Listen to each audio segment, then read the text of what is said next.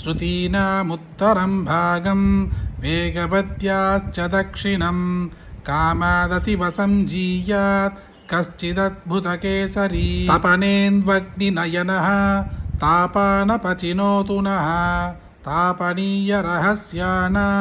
सारः कामासिका हरिः आकण्ठमादिपुरुषं कण्ठीरवपुपरि कुण्ठिताराधिं वेगोपकण्ठसङ्घाद्वी मुक्तवैकुण्ठबहुमतिमुपासे बन्धुमखिलस्य जन्तोर्बन्धुरपर्यङ्गबन्धरमणीयं विषमविलोचनमीडे वेगवती पुलिनकेलिनरसिंहं स्वस्थानेषु मरुद्गणान् नियमयन् स्वाधीन सर्वेन्द्रियः पर्यङ्गस्थिरधारणा प्रकटित प्रत्यङ्मुखावस्थितिः प्रायेण प्रणिपेदुषः प्रपरुसौ योगं निजं शिक्षयन् कामानातनुतातशेष जगतां कामासिका केसरी विकस्वरनकस्वरुक्षत हिरण्यवक्षस्थली निरर्गल विनिर्गल धृतिरसिन्धु सन्ध्यायिताः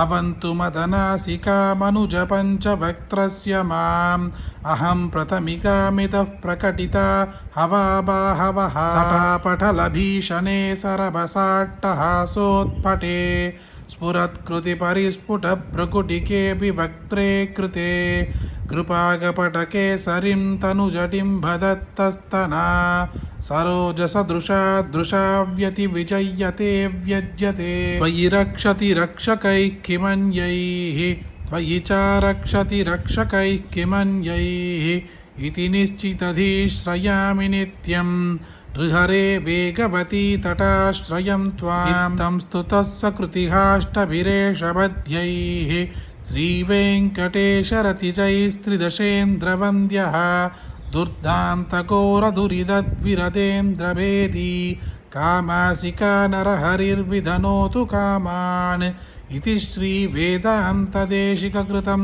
कामासिकाष्टकं संपूर्णम्। सिर्फ भाग्य वालों को ही दिखने वाला ये नरसिंह स्तोत्र को सिर्फ आप ही सुने क्या इतना काफ़ी है। आपको जो भी लोग जानते हैं सबके साथ इसे शेयर करें, इस वीडियो को लाइक करें। फिर एक वीडियो में मिलते हैं। जय जय शंकर, हर हर शंकर।